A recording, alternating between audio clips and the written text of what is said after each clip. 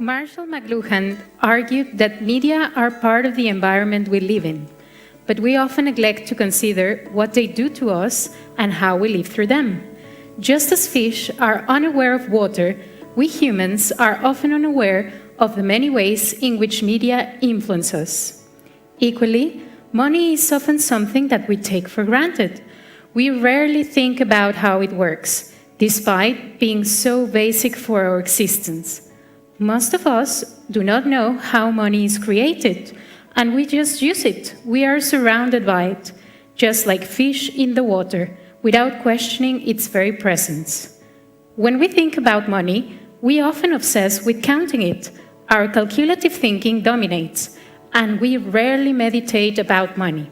Meditative thinking demands of us that we engage ourselves with at first sight does not go together at all.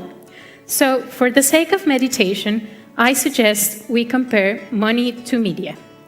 Let's consider paper money first, as both a visual and a material technology. How does it look like? It is always rather institutional and bland. It is usually printed in the same hues, depicting the faces of timeless historical characters who we rarely know about. Everywhere we look, money looks very similar. How come is money so homogeneous? From dollars to pounds, from euros to pesos, money seems a rather constrained variation on a theme. Why is money so predictable? I argue it is partly because money is a medium to support nationalism. The same but slightly different everywhere, a shared experience that everybody knows and trusts. Money is a medium through which status and membership to a society is conferred and conveyed.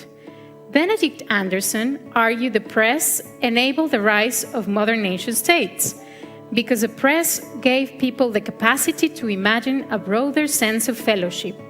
Money, one could argue, also enhances and enables our sense of the nation as an imagined community. The euro strengthens the political and social project of the European Union. When the euro was created, a set of imaginary, non-descriptive bridges combining the styles of various European regions were placed on them. This was to avoid countries fighting over whose bridge would be depicted on each note, which could create resentment. Recently, in a Baudrillardian hyper-real turn of events, a suburb in Rotterdam has built all the bridges that figure in the euro notes. Although these were 25% more expensive than regular bridges, it seemed a smart move to give tourists a reason to visit. The local authorities justify the extra spend because all the attention is more than worth it. Those bills are also marketing aids of sorts. Money can be a source of inspiration for visual and material experimentation, in order to give people means to build cultural geographies. The Canadians found that Sir Wilfrid Laurier, depicted on their $5 notes, resembled Leonard Nimoy. When the Star Trek actor playing Dr. Spock passed away, they started Spocking their dollars. This is drawing the character of Nimoy on top of Wilfrid. It soon became a global phenomenon and triggered a debate over the legality of the activity in different countries. Importantly, this experimentation brings about the question of who shall we remember and celebrate in our banknotes. If your face appears on money, you have achieved the ultimate recognition by the political establishment, which usually controls its production and circulation. That is, unless you're Leonard Nimoy, of course. Similarly, a group of visual artists experimenting with the Brixton pound, an alternative currency in the UK, have decided to make it contemporary. Instead of Winston Churchill on a regular British pound, you would have David Bowie, and instead of all propaganda phrases, quotes from meditative philosophers such as Marx. Visual experimentation with banknotes help us question our regular relationship with money. It's open up against the mystery of belonging together, discussing the images, quotes, and values that money should embody. It reminds us that money is the expression of collective solidarity and social relations, the embodiment of cultural memory and values.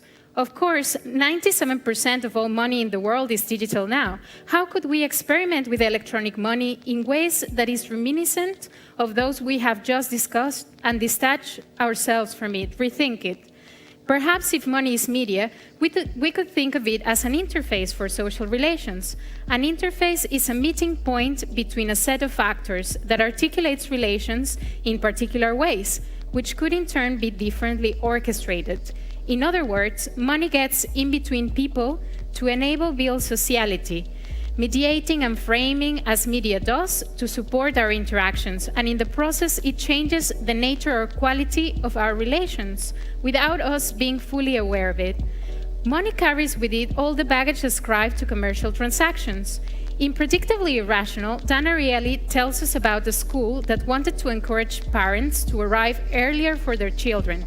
They thought that introducing an interface in which they charge money penalties for those arriving late would encourage parents to arrive on time for their children.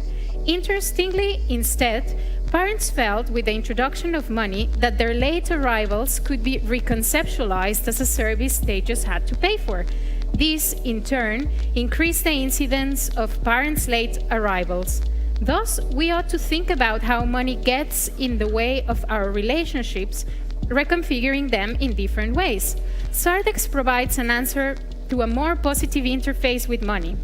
When people use Sardex, they feel more grateful and less guilty, precisely because Sardex reconfigures relations with money in a positive way.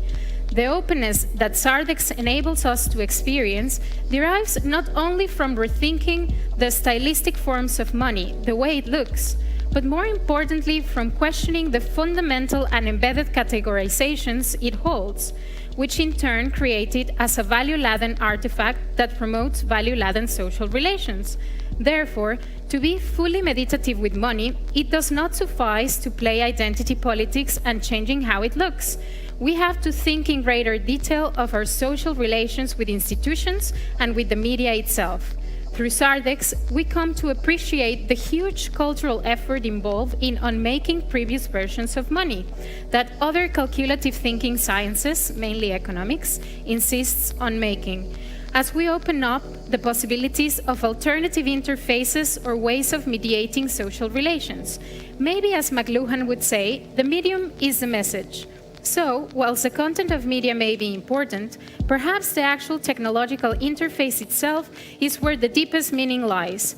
Through the media and money, people construct themselves as different kinds of persons, and these constructions can form the basis of many forms of sociality.